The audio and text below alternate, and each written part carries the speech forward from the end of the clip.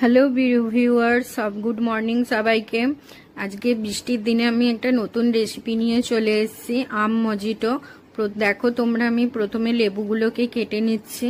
এই পাতিলেবু, একটি পাতিলেবুর রস নিয়ে নিয়েছি, সেটাকে ভালো করে নিংড়ে রস বার করে নিয়েছি। এই আধখানা নিয়েছিলাম।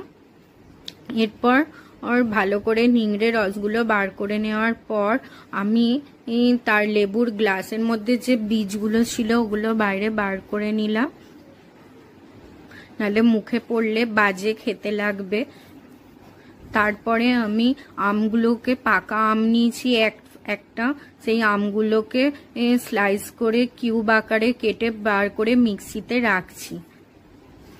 এরপর কাটতে কাটতে আমি পিউরি বানিয়ে নিলাম। আগে থাকতেই আমি গ্লাসের মধ্যে পাতিলেবুর রস রেখেছিলাম 4 ফোঁটা, আর আমের পিউরিগুলো 4 চামচ দিয়ে দিলাম।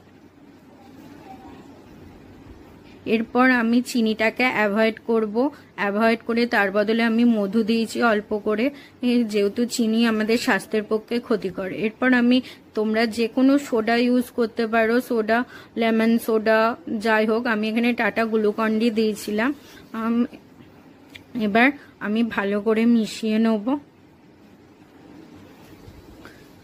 আমার এখানে আম মজিতো রেডি।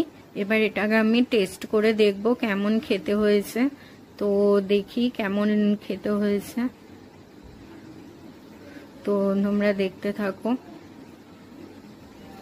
আমার আম মজিতো রেডি। আমার তো বেশ ভালো লেগেছে, আশা করি তোমাদেরও ভালো লাগবে। তোমরা বাড়িতে ট্রাই করে জানাও আর কেমন হয়েছে।